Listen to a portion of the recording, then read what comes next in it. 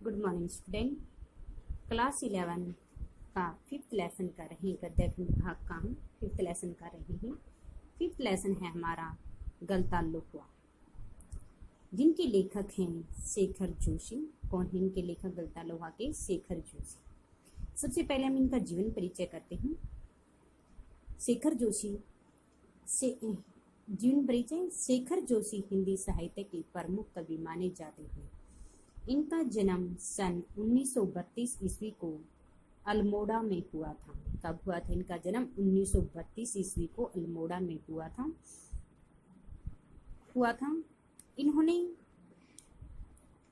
इन्होंने समाज में हो रहे बदलाव और उससे पड़ने वाले प्रभाव को समेटे हुए तरह तरह की कहानियां भी लिखी और इन कहानियों को उन्होंने नई कहानी आंदोलन का नाम दे दिया है। यानी कि शेखर जोशी जी ने समाज में हो रही परिवर्तन के साथ जो कहानियां लिखी थी, उन कहानियों को उन्होंने क्या किया है? नई आंदोलन का नाम दे दिया है। शेखर जोशी की कहानियां भी इस आंदोलन के गतिशील पक्ष का प्रतिनिधित्व करती हैं। शेखर जोशी की कहानियां इस आंदोलन के गतिशील पक्ष का क्या करती हैं? प्रतिनिधित्व करती हैं। इन्होंने अपनी कहानियों में मजदूर वर्ग व साधनहीन लोगों के जीवन की विषमताओं को भी उजागर किया है। शेखर जोशी ने इनकी कहानियों में एक नयापन भी ली हुई है। इसके बाद में शेखर जोशी की प्रमुख रचनाएं हैं। कहानी संग्रह पहले उनकी ओसी घटवार, साथ के लोग, दाजियू हलवहा, नौरंगी बीमार आदि। एक पेड़ की याद, शब्द चित्र है उनका एक पेड़ की याद, सम्मान है उनका पहल। फिर इसके बाद में इनकी साहित्यिक विशेषताएं लिखी हैं। शेखर जोशी ने तत्कालीन सामाजिक जीवन के परिवेश में यथार्थ एवं सजीव चित्रण भी प्रस्तुत किया है। क्या शेखर जोशी ने तत्कालीन सामाजिक जीवन के परिवेश में यथार्थ चित्रण भी प्रस्तुत किया है। उन्होंने उनकी कहानियों को उजागर भी किया है। इसी समाज में बदलते मूल्यों को उन्होंने अपनी कहानियों का विषय भी बनाया है। शेखर जोशी ने अपने निम्न तथा मध्य वर्ग की आर्थिक दयनीय स्थिति को संघर्ष करते हुए कहा है कि उन्होंने गलता लोहा नामक शीर्षक के अंदर मोहन की आर्थिक दशा अच्छी न होने के कारण और वह अच्छे स्कूल में शिक्षा प्राप्त नहीं कर सकता है, उसके बारे में उसकी कुशागर बुद्धि और उसके जीवन में अच्छा पद प्राप्त नहीं वह कर सकता है, उसकी व्यवस्था का भी समाज में चित्रण उन्होंने किया है। इन्होंने अपनी कहानियों के अंदर जातिवादी भेदभाव के बारे में भी वर्णन किया है। इसके बाद में इनकी भाषा शैली कि शेखर जोशी की भाषा शैली सहज व सरल मानी गई है, विषयानुकूल भी है, अत्यंत सहज आडंबरहीन है, चित्रात्मकता का गुण भी इसमें किया गया है। कहीं कहीं इनकी शैली में संवादात्मक शैली का प्रयोग भी इसमें मिलता है। ये हमारा जीवन परिचय है। अब इसके बाद में गलता लोहा पाठ का सार करते हैं, जिसके गद्यांश भी आएंगे। मोहन के पैर अनायास ही शिल्पकार टोले की ओर मुड़ गए। यानी कि मोहन के पैर अनायास अचानक से ही शिल्पकार यानी कि कारीगर, मोहन के जो पैर अचानक से कारीगर के टोले की ओर मुड़ गई। उसके मन में किसी कोने में शायद धनराम लोहे के आफर की वह अनुकूल सेज थी। अनुकूल यानी कि धन। वह कहते कि उसके मन में क्या थी, यानी कि धनराम क्या था? लोहे का कार्य करता था, लोहार था। वह कहते कि उसके मन में भी धनराम लोहे के आफर की वह धमनी सेज थी, जिसे वह पिछले 3-4 दिनों से दुकान की ओर जाते हुए दूर से सुनता था। वह कहते कि जब धनराम अपने लोहे का कार्य कर रहा होता था, उसकी जो धुन उत्पन्न होती थी, वह धुन मोहन के कानों में गूंज रही थी और वह दूर से उसकी दुकान की तरफ जब जाता था, वह दूर से उसकी धुन, वह आवाज उसे सुनाई दे रही थी। निहाई पर रखे लाल गरम लोहे पर पड़ती हथौड़े की थप थप आवाज। निहाई यानी कि एक ठोस प्रकार का लोहे का एक टुकड़ा होता है, जिस पर लोहे वगैरह को रखकर हथौड़े से उसे पीटा जाता है। निहाई उसे कहते हैं। पर रखकर लोहे को गर्म करके क्या करते? हथौड़े से उस पर उसको पीटा जाता है। थप थप की आवाज फिर उसमें से क्या हो रही है, उत्पन्न हो रही है। ठंडे लोहे पर लगती चोट से उठता ठनकता स्वर और निशाना साधने की पहली खाई निहाई पर पड़ती है। वह कहते हैं कि नहीं कि जब ठंडा जो लोहा होता है, वह ठंडे लोहे को यदि उस पर चोट लगाते तो उसमें से अलग सी ध्वनि उत्पन्न होती है। और सबसे पहले उसकी निगाह कहाँ पर पड़ती, उस निहाई पर पड़ती है। और हथौड़ी की खनक जिन्हें वह दूर से ही पहचान सकता था। हथौड़ी की तो खनक क्या होती थी, हथौड़ी से जब मारा जाता उसकी जो खनक होती, उसकी जो ध्वनि होती है, वह ध्वनि को तो क्या करता था, दूर से ही वह पहचाने लेता था। कौन? मोहन।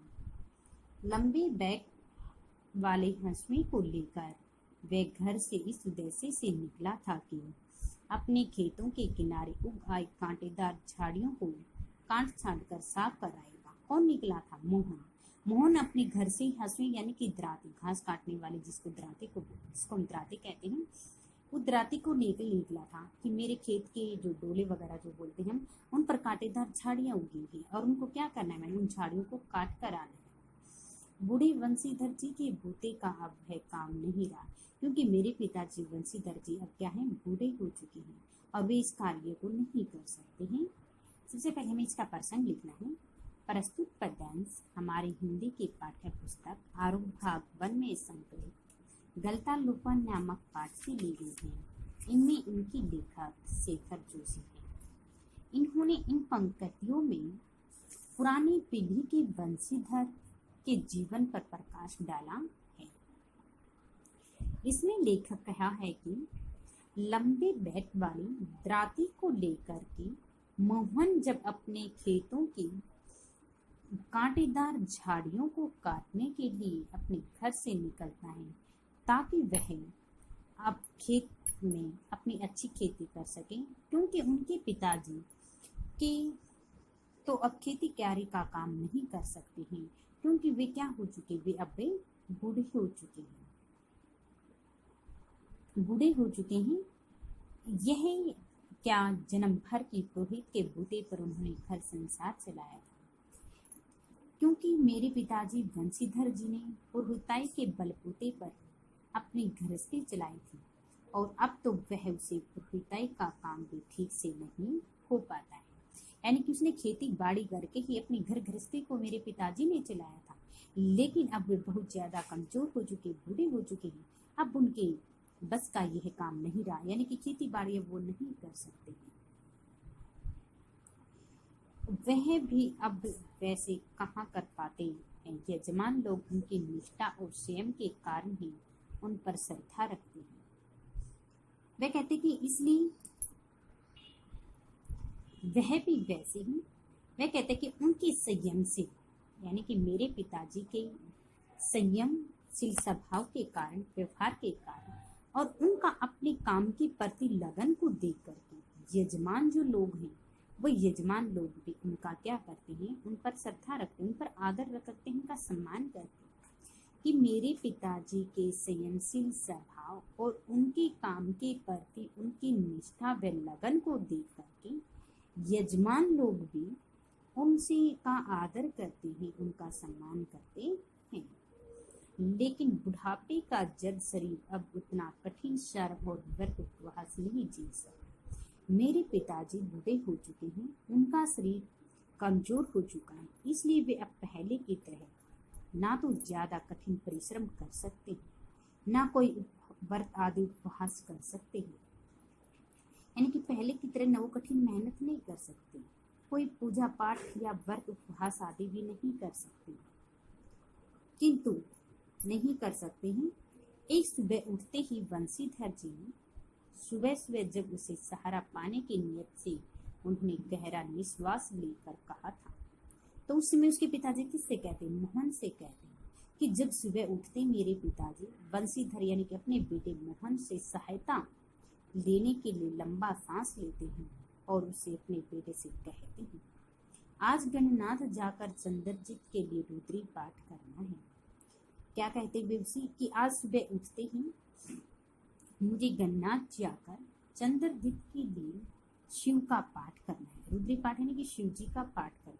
आज कहाँ जाएगा वो, गणनाथ जाएगा और वहां पर चंद्रजीत के लिए यानी कि शिव जी के लिए अब मुश्किल ही लग रहा है। वह कहते कि लेकिन वह जो स्थान होता है क्या है, बहुत ऊंचा है, लेकिन उस पर काम करना भी मुश्किल है, उस पर चढ़ना भी उसके लिए क्या है, मुश्किल हो चुका है। यह 2 मील की सीधी चढ़ाई अब अपने बूते की नहीं है, यानी कि यह 2 मील की सीधी चढ़ाई है, लेकिन इस सीधी चढ़ाई पर चढ़ना भी अब मेरी शक्ति से बाहर है, यानी कि ये भी मेरे लिए क्या बड़ा मुश्किल है। अब मैं इस चढ़ाई पर भी नहीं चढ़ सकता। एकाएक ना भी नहीं कहा जा सकता, कुछ भी नहीं आता है। वे कहते इस काम के लिए ये भी करना मेरे लिए बहुत ज़्यादा मुश्किल है, सीधी चढ़ाई। अब ये क्या मेरी शक्ति से बाहर हो चुका है, किंतु मैं काम के लिए उसे स्पष्ट रूप से क्या है वो इनकार भी नहीं कर सकता। किससे? अपने पिताजी बंसीधर जी से। इसके बाद में आपने इसका विशेष लिखना है कि इसमें गांव के ब्राह्मण पुरोहिताई नाम का जो काम करते हैं वे अपनी आजीविका चलाने के लिए एक कार्य करते हैं, उनके बारे में बताया गया है। बंसीधर जी के बूढ़े जीवन का वर्णन किया गया है। भाषा सहज सरल तथा भावानुकूल है। इसमें पुरोहिताई की अपेक्षा अपना काम अधिक पसंद करना चाहिए, इसके बारे में बताया गया है। अब इसी के अगर क्वेश्चन आंसर आते हैं हमारे, इस गद्यांश यह गद्यांश किस पाठ से थे? पाठ क्या था? गलता। लेखक कौन है इनके? कौन है?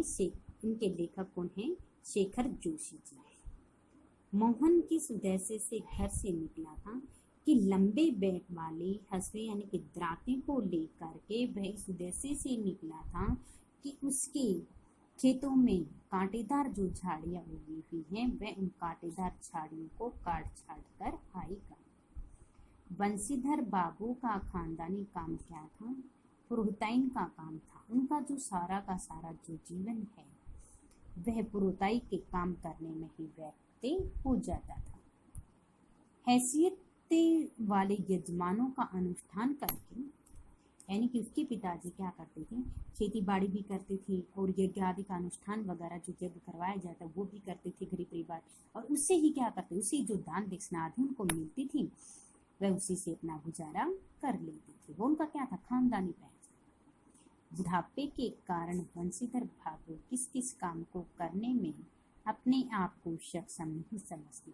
बंसीधर जी के हाथ बूढ़े हो चुके हैं, उनका शरीर बहुत कमजोर हो चुका है।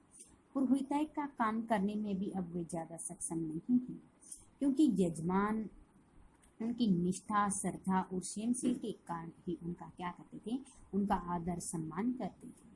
और जब उसी पहाड़ों पर रुद्रराज का पाठ करने के लिए चले, रुद्रपाठ जी का यानी कि शिव का पाठ करना था, उस समय उसके लिए वो पहाड़ी पर चढ़ना भी मुश्किल हो गया था, क्योंकि वे बहुत ज्यादा बूढ़े हो चुके हैं और उस पहाड़ी पर वो नहीं चढ़ सकते। इसके क्वेश्चन आंसर थे आगे हैं। मोहन उनका आशय नहीं समझता हो, ऐसी बात नहीं, लेकिन पिता की तरह ऐसे अनुष्ठान कर पाना न उसे अभ्यास ही है और न वैसी गति। पिता की बातें सुनकर भी उसने उनका भार हल्का करने का कोई सुझाव नहीं दिया। सबसे पहले फिर इसका प्रश्न लिखना है, ये भी हमारा गद्यांश है, ये यहाँ से लेकर के यहाँ तक है, कारीगर पर पार की निगाहों से देख रहा है।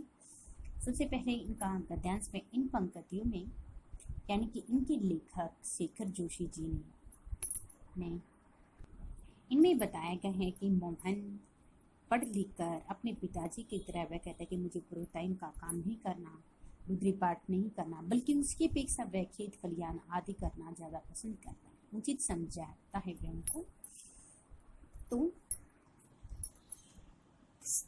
क्या गया फिर इसके बाद में इसकी व्याख्या, मोहन उनका आशय समझता है। किसमें लेखक ने बताया है कि जब बंसीधर जी बूढ़े हो गए थे तो वह पहले की भांति धार्मिक अनुष्ठान वगैरह आदि कुछ भी नहीं कर सकती थी, न कोई उपवास वगैरह आदि कर सकते थे। तो मोहन इस बात को भली भांति समझता था। मोहन को ऐसे धार्मिक काम करने का न तो अभ्यास था, मोहन उनका आशय नहीं समझता हूँ। वह कहते कि मोहन इस बात को भली भांति समझता है, उनके आशय को नहीं समझता। जो उपवास फल आदि करते हैं, जो अनुष्ठान यज्ञ आदि करते हैं, उनका मोहन को किसी प्रकार का कोई आशय नहीं समझता। ऐसी बात नहीं कि लेकिन पिता की तरह अनुष्ठान कर पाने का न उसे अभ्यास था।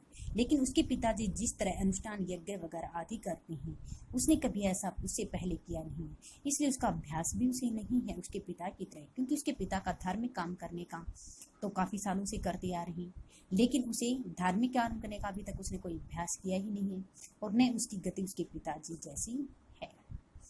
पिता की बातें सुनकर ही उसने उनका भार हल्का करने का उसने अपने पिता की बातें सुनकर भी पिता का बोझ हल्का करने का कोई सुझाव नहीं दिया है, क्योंकि उसने अपने पिताजी की बातों का सुझाव क्यों नहीं दिया है, क्योंकि वो ये सोचता था कि कहीं मैं पिताजी के लिए हाँ कर दूं और मुझे ये यज्ञ आदि अनुष्ठान है जो उसका अभ्यास तो मुझे है नहीं, और यदि मुझे ना करना आए तो वह कहते कि कोई सुझाव भी वो नहीं दिया है, जैसे हवा में बात कह दी गई है। ऐसा प्रतीत होता है मानो उसके पिताजी ने यानी कि बंशीधर जी की जो बातें वो हवा में ही चली गई वैसी ही अनुचित रह गई है कि मोहन ने अपने पिता की बातों का कोई ध्यान नहीं दिया है। ऐसा प्रतीत हो रहा है कि उसको देखकर जब उसने कोई सुझाव नहीं दिया, कोई हाँ या ना में जवाब नहीं दिया है, तो वह कहता है ऐसा प्रतीत हो रहा है मानो उसकी बातों का कोई मोहन जी ने ध्यान ही नहीं दिया है। पिता का भार हल्का करने के लिए वह खेतों की ओर चला, यानी कि मोहन अपने पिता का बोझ हल्का करने के लिए दराती लेकर के उस अपनी खेतों में उगी हुई जो कंटीली जो झाड़ियां होती हैं उनको साफ करने के लिए खेत की ओर चल पड़ता है। लेकिन हंसुए की धार पर हाथ फेंके उसे लगा कि वह पूरी तरह से कुंठ हो चुकी है। जब वह अपने घर से दराती लेकर चलता है तो सबसे पहले उसने दराती की धार पर हाथ फेरा और उसे ऐसा प्रतीत हुआ मानो यह दराती यानी कि खुंडी जिसको बोलते हैं कि उसके दांते वगैरह जो होते हैं वो ना हो, उसके दांते वगैरह भी नहीं है, नष्ट हो चुकी है, अभी किसी काम की नहीं है, ये घास फूस वगैरह कुछ भी नहीं काट सकती, पूरी तरह से कुंठ हो चुके, समाप्त हो चुके हैं इसके दांतें। धनराम अपने बाएं हाथ से धोखनी फूंकता हुआ दाएं हाथ में भट्टी गर्म होते हुए लोहे को उलट पुलट कर रहा था। तो उसमें मोहन हंसुए की धार को लेकर धनराम के पास जाता है। उसमें धनराम अपने बाएं हाथ से क्या कर रहा है, धोखनी फूंक रहा है, और दाएं हाथ से क्या कर रहा है, भट्टी में गर्म लोहे को एक बार उल्टा पुल्टा कर रहा है। और मोहन भट्टी से दूर हटकर एक खाली कनिस्तर के ऊपर बैठ जाता है, और जब वह धार निकलवाने के लिए जाता है तो उसको धनराम जी को वह गर्म भट्टी में जब उस लोहे को कर रहा है तो ऐसे देख रहा और दूर एक कनिस्तर पर बैठा हुआ है। ऊपर बैठा उसका कारीगर को पारखी निगाहों से देख रहा है, और जब उस पर बैठा हुआ है और मोहन भट्ट और उस कनिस्तर पर बैठा हुआ उस धनराम की कारीगरी को वे बड़े ध्यानपूर्वक देख रहा है कि ये किस प्रकार से लोहे को गर्म करता है और उस पर चोट लगाता है, इसकी धार निकालता है, उसके कार्य को क्या करा वो बड़ी ध्यान से बड़ी आसानी से देख रहा है। इसके बाद में इसके वही विशेष लिखना इनमें किनका वर्णन किया गया, भाषा सहज सरल है, प्रसंगानुकूल है, ठीक है। इसके बाद में इसके क्वेश्चन आंसर है। देखो, कहानी एवं कहानीकार का नाम है, फर्स्ट वही है गलता लोहा, कहानीकार शेखर जोशी। मोहन अपने पिता का आशय समझकर भी उत्तर क्यों नहीं दे रहा था कि मोहन भली भांति से समझ रहा था कि उसके पिताजी क्या चाहते हैं। उसके पिताजी चाहते हैं कि वे चंद्रदित्य जी के लिए जो रुद्री पाठ करना है, वे सोचते थे कि वह कहता है कि अब मेरे बस की बात नहीं है, 2 मील ऊपर चढ़ना रास्ता सीधा है, लेकिन शिव का जो मुझे पाठ कर रहा है वह ऊपर मुझसे नहीं चढ़ा जाता, ये काम अब मुझसे नहीं हो सकता। किंतु अपने पिता की इस बात का उत्तर उसने इसलिए नहीं दिया क्योंकि पिता की तरह वह अनुष्ठान करने में उसका ना तो अभ्यास था ना उसकी गति थी, क्योंकि उसने आज से पहले इस कार्य को कभी किया ही नहीं था। किस प्रकार से उसका रुद्री पाठ वगैरह करना है, तो वह अपने पिता की किसी भी बात का उत्तर नहीं दे पाया। अपने पिता का भार हल्का करने के लिए मोहन ने क्या किया? पिता का भार हल्का करने के लिए मोहन क्या करता है, खेतों में अपनी दराती लेकर के खेतों में उगी हुई जो कंटीली जो झाड़ियां उनको काटने के लिए अपने खेत में निकल पड़ता है। खेतों में जाते जाते मोहन धनराम के पास क्यों पहुंच गया? जब खेतों में उगी घाटियों को काटने के लिए जब वह जा रहा था, जाते जाते उसने देखा कि अपने हंसी की यानी कि दांती पर उसने हाथ फेरा तो उसने देखा कि उसके दांतें वगैरह नहीं है, वह पूरी तरह से कुंद हो चुकी है, अब वह घास फूस वगैरह भी नहीं काट सकती है। तो ऐसा सोचकर वह अपनी हंसुए अपनी दांती को लेकर के धनराम के पास से चला जाता है, उनके दांत निकलवाने के लिए चला जाता है। मास्टर त्रिलोक सिंह तो अब गुजर गई होगी, मोहन ने पूछा। यानी कि त्रिलोक सिंह के पास ये पढ़ती थी। तो अब ये धनराम से पूछते हैं, मोहन से उसने पूछा किसने, धनराम ने, कि जो मास्टर त्रिलोक सिंह की थी अब उनकी मृत्यु हो गई, गुजर गई होंगी वो तो। वे दोनों अब अपने बचपन की दुनिया में लौट आए। यानी कि धनराम और मोहन एक साथ इकट्ठे पढ़ती थी। तो उस समय वह अपने बचपन की बातें बताता है। धनराम तो पढ़ाई में कमजोर था और मोहन अच्छा था। तब वे दोनों अपने बचपन की दुनिया में आ जाते हैं। धनराम की आंखों में एक चमक सी आ गई। वह बोला, माँ साहब भी क्या आदमी थे लल्ला, अभी पिछले साल ही गुजरी, सच कहूँ आखिरी दम तक उनकी छड़ी का डर लगा ही रहता था। ये भी हमारा गद्यांश है। यहाँ मास्टर त्रिलोक सिंह से लेकर के मोहन नहीं आया आज यहाँ तक है। तो जिसमें सबसे पहले इन पंक्तियों में मास्टर त्रिलोक सिंह के चरित्र का वर्णन किया गया, यानी कि सभी के अंदर क्या किया गया है, मास्टर त्रिलोक सिंह के चरित्र का वर्णन ही किया गया है। इसमें लेखक के यानी कि मोहन के स्कूल के दिनों के समय में मास्टर त्रिलोक सिंह के जो विषय होता है उसके बारे में बताते हुए कहते हैं कि मास्टर त्रिलोक सिंह तो अब गुजर गए होंगे। जब मोहन धनराम के पास अपनी दांती की यानी कि हंसुए की दांती तेज धार लगवाने के लिए धनराम के पास जाता है, तो उस समय वे दोनों जब वहाँ पर बैठते हैं तो धनराम को देखकर उसे अपने स्कूल के दिनों की बात याद आ जाती है और वह धनराम उसका सहपाठी हुआ करता था। अब उससे वह पूछता है मोहन से, मोहन क्या त्रिलोक मास्टर सिंह अब गुजर गए हैं? वे दोनों बचपन की दुनिया में लौट आए।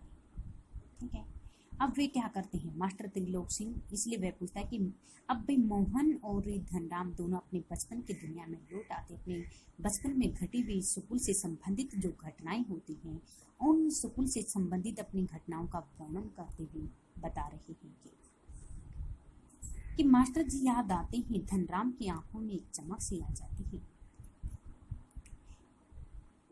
लौट आई धनराम की आंखों में एक, जब अपनी मास्टर त्रिलोक सिंह की दुनिया में भी आते हैं, उनको जब वह याद कर रहे होते हैं तो धनराम की आंखों में क्या होती है, एक नई अलग सी चमक आ जाती है। वह बोला, माँ साहब क्या आदमी थे, और मोहन से वह बताता कि मास्टर भी बहुत अच्छे आदमी थे। फिर वह कहता कि नहीं, पिछले साल ही उनका देहांत हुआ है। सच को आखिरी दम तक उनकी छड़ी का डर लगा रहता था। अंत तक फिर वह कहता कि उनका देहांत पिछले साल ही हुआ है और उनकी अंत तक यानी कि अब तक, यानी कि जब हम नहीं पढ़ते थे उस समय, यानी कि जब वह मुझे खूब मारते थे डंडों से, तो वह कहता है कि उस छड़ी का डर आज भी मेरे मन में बना हुआ है। इस बात को लेकर दोनों सहपाठी खूब सारी बातें करते हैं और आपस में क्या कर रहे हैं, हंस रहे हैं। आखिर छड़ी का डर रहता था, दोनों हो होकर हंस दिए। तो ऐसी बातें करके वे क्या आते, दोनों बहुत ज्यादा खुश हो रहे होते हैं और हंस रहे होते हैं। कुछ क्षणों के लिए मानो वे दोनों अपनी बीती हुई दिनों को याद कर गए हैं। कुछ क्षणों के लिए वे दोनों जैसे किसी बीती हुई दुनिया में लौट गए। ऐसा प्रतीत होता है कि कुछ पल के लिए मानो दोनों साथी धनराम और मोहन अपनी पिछली दुनिया में ही लौट गए हैं, यानी कि वे याद कर रहे हैं। गोपाल सिंह की दुकान से हुक्के का आखिरी कस खींचकर त्रिलोक सिंह स्कूल की चारदीवारी में उतरती थी। जब गोपाल सिंह की दुकान से, वे याद करते हुए कहते हैं कि त्रिलोक मास्टर सिंह ने, गोपाल सिंह की दुकान थी हमारे स्कूल के पास में ही। सबसे पहले वे क्या करती थी, वहां पर हुक्का पीती थी और हुक्का पी करके फिर वे त्रिलोक सिंह क्या करते थे, स्कूल की चारदीवारी के अंदर आते थे। ठीक है, हुक्का पीकर थोड़ी देर पहले तक धमाचकोड़ी मचाती। कुछ समय जब स्कूल के अंदर आती तो वे कुछ देर तक तो क्या करते थे, खूब उछल कूद करती, उठा पटक करते। पेड़ों की टहनियों पर झूलते हुए बच्चे चुपचाप अपने स्थान पर आकर क्या करते थे, बैठ जाते थे। यानी कि स्कूल के सभी बच्चे त्रिलोक मास्टर से बहुत ज्यादा डरते थे। जब उनको वो दिखाई देते थे, सभी बच्चे जो कोई शोर शराबा वगैरह आदि कर रहा है, आंगन में घूम रहा है, तो सभी क्या करते, चुपचाप आकर बैठ जाते थे। बांज के पेड़ों की टहनियों पर झूलते बच्चों को जैसे सांप सूंघता है, और जो जो बच्चे वृक्षों की टहनियों पर झूला झूल रहे हैं वो भी चुपचाप आकर अपने स्थान पर बैठ जाते थे। ऐसा प्रतीत होता है मानो इनको देखकर, जिस प्रकार से किसी सांप को देख करके बच्चे बहुत ज्यादा डर जाते हैं और वो चुपचाप बैठ जाते हैं, उसी प्रकार से त्रिलोक मास्टर सिंह को देख करके बच्चे बहुत ज्यादा डर जाते हैं और वे चुपचाप अपने स्थान पर आकर के बैठ जाते हैं। कड़े स्वर में वह पूछती, प्रार्थना कर ली तुम लोगों ने? यानी कि अपने बड़े जोरदार स्वर में, कड़क आवाज में बच्चों से पूछते, क्या तुमने प्रार्थना कर ली है तुमने अभी तक? यह जानते हुए कि यदि प्रार्थना हो गई होती तो गोपाल सिंह की दुकान तक उनका संवेद स्वर पहुंचता ही है। तब वह कहता है कि यदि जानते कि यदि प्रार्थना होती तो गोपाल सिंह की दुकान तो पास में ही थी, तो हम बच्चों का सामूहिक जो स्वर होता है वहां से पहुंचता। त्रिलोक सिंह घूर घूर कर एक एक लड़के को देखते हैं, फिर उसमें क्या करते हैं, यानी कि त्रिलोक सिंह यानी कि उन बच्चों के आए दाएं बाएं घूम रहे होते हैं और एक बच्चे को बड़ी यानी कि क्रोध भरी नजरों से वो देख रहे हैं। फिर वही कड़कदार आवाज, मोहन नहीं आया आज, यानी कि फिर वह जोरदार शब्दों में घूरते हुए सभी बच्चों को कहता है कि आज मोहन दिखाई नहीं दिया, क्या आज वो स्कूल में नहीं आया है आज। ये हमारा गद्यांश हो गया। इसके बाद में वही फिल्म का विशेष लिखना है। फिर इसकी किस स्कूल के दिनों के समय का वर्णन किया गया है। मास्टर त्रिलोक सिंह के चरित्र पर प्रकाश डाला गया था। भाषा सहज सरल है। किस प्रकार से धनराम और मोहन अब त्रिलोक सिंह मास्टर जी के बारे में बातें कर रहे होते हैं। अब है इनके क्वेश्चन आंसर इसी में से। इन पंक्तियों में मास्टर त्रिलोक सिंह के जीवन की किन विशेषताओं का उल्लेख किया गया। मास्टर त्रिलोक सिंह क्या अधिक प्रभावशाली अध्यापक थे। स्कूल त्रिलोक सिंह का विद्यार्थियों पर क्या था, पूरा दबदबा था। डरते थे सभी विद्यार्थियों पर। स्कूल पहुंचते सभी विद्यार्थियों को खेलना, शरारतें करना सब कुछ छोड़ जाते थे और क्या करते थे, अपने अपने स्थानों पर बैठ जाते थे। कौन और किस दुनिया में लौट आए थे। मोहन और धनराम अपने स्कूल के बीते हुए जो दिन होते हैं उन दिनों में लौट आते हैं और मास्टर त्रिलोक सिंह के बारे में दोनों विद्यार्थी आपस में एक दूसरे से बातें कर रहे हैं। बीती हुई दुनिया में पहुंचकर मोहन और धनराम ने कौन सा दृश्य देखा। बीती हुई दुनिया में पहुंचकर मोहन और धनराम देखते हैं कि इन दिनों में बचपन में एक पाठशाला हुआ करती थी और इस पाठशाला के पास में एक मास्टर जी गोपाल सिंह की दुकान होती थी और वे क्या करते, प्रातः काल के समय त्रिलोक सिंह की उस दुकान पर हुक्का पी करके फिर चार दीवारी के अंदर आते थे। जैसे ही वे अपने चार दीवारी के अंदर आते थे सभी बच्चे चुप बैठ जाते थे। उनकी ऐसी कड़कदार आवाज को सुनकर ऐसा प्रतीत होता था मानो इन बच्चों को कोई सांप सूंघ गए। जिस प्रकार से सांप को देखकर बच्चे भयभीत हो जाते हैं उसी प्रकार से इस मास्टर त्रिलोक सिंह को देखकर बच्चे उतने ही भयभीत हो रहे हैं। इसमें से हमारे क्वेश्चन है, जैसे फर्स्ट क्वेश्चन हमारा कि बंशीधर जी बुढ़ापे के कारण किस बात से परेशान थे। कि बंशीधर जी क्या करते थे, पुरोहिताइन का काम करते थे। पुरोहिताइन यानी कि यज्ञ आदि अनुष्ठान वगैरह आदि करवाते थे और उन्हीं से उनके परिवार का पालन पोषण होता था। बुढ़ापा होने के कारण उनका शरीर बहुत ज़्यादा कमजोर हो चुका था और वे क्या करते थे, ये पुरोहिताई का काम करना उनके लिए बड़ा कठिनाई का अनुभव करता था। वे बुढ़ापे के कारण कठिन परिश्रम, ना तो वे कठिन परिश्रम कर सकते हैं ना व्रत आदि कर सकते हैं और गणनाथ जी जाकर चंद्रदीप जी के लिए जो रुद्री पाठ करना था वे उससे भी बहुत ज़्यादा परेशान हैं, क्योंकि उस वहाँ जहाँ पर रुद्री पाठ करना था वो 2 मील चलकर जाना था और वे 2 मील भी नहीं चल सकते, इतने ज़्यादा बूढ़े हो चुके और वे इसी बात से बहुत ज़्यादा परेशान थे कि वे अपने यजमानों को अनुष्ठान करने के लिए मना भी नहीं कर सकते हैं और उनके लिए जान अनुष्ठान करना संभव भी नहीं था, नहीं जा सके थे। फर्स्ट क्वेश्चन ये बनता है। सेकंड बना है हमारा कि लेखक ने मास्टर त्रिलोक सिंह के रोग को किन शब्दों में व्यक्त किया था। कि लेखक मास्टर त्रिलोक सिंह के स्कूल में बड़ा ही रोग था। वे पूरी तरह से अनुशासन में बंधी हुई थी कि जब मास्टर त्रिलोक सिंह जी स्कूल की चार दीवारी पर जाते हैं तो वह उससे पहले गोपाल सिंह की दुकान होती है, वह उस दुकान पर हुक्का पी करके और उसके बाद वह चार दीवारी के अंदर प्रवेश करते और उसमें स्कूल के अंदर चार दीवारी के अंदर प्रवेश करते ही चारों तरफ सन्नाटा छा जाता है। जो बच्चे शोर शराबा कर रहे होते हैं, उछल कूद रहे होते हैं, वृक्षों को टहनियों पर झूला झूल रहे होते हैं, सभी बच्चे क्या होते हैं, शांत बैठ जाते हैं, अपने अपने स्थानों पर जाकर बैठ जाते हैं और वे सभी बच्चों से कड़कदार आवाज में पूछते हैं, क्या तुम लोगों ने भी प्रार्थना कर ली है? तो उनमें से कोई भी बच्चा नहीं बोलता है, क्योंकि वे सोचते हैं, उनका डर था उनकी ऐसी कड़कदार आवाज को देख करके। फिर वे सोचते हैं कि पास में ही दुकान थी गोपाल सिंह की, तो ये हुक्का पी रही थी वहां पे, क्या इनको ये प्रार्थना की जो आवाज होती है क्या वो वहां तक सुनाई नहीं दी? तो बच्चों पर बड़ा भारी रोब वो जमाती थी और फिर इधर उधर घूमते हुए बच्चों से पूछ रहे हैं, क्या आज मोहन नहीं आया है? जब उनको सभी बच्चे नहीं दिखाई देते हैं तो घूर घूर कर आवाज में पूछ रहे हैं, क्या आज मोहन नहीं आया है? ऑप्शन टाइप बन गए कि मोहन के मन में किसकी ऑफर के अनुकूल से किसकी थी? धनराम की। धनराम जब अपना लोहा को पटक पटक कर उस पर गर्म लोहे पर मार रहा था थोड़े, तो उसकी जो गूंज होती है, उसकी जो थवनी होती है वो उसके कान में पड़ रही है। धनराम क्या काम करता था? लोहार का काम करता था।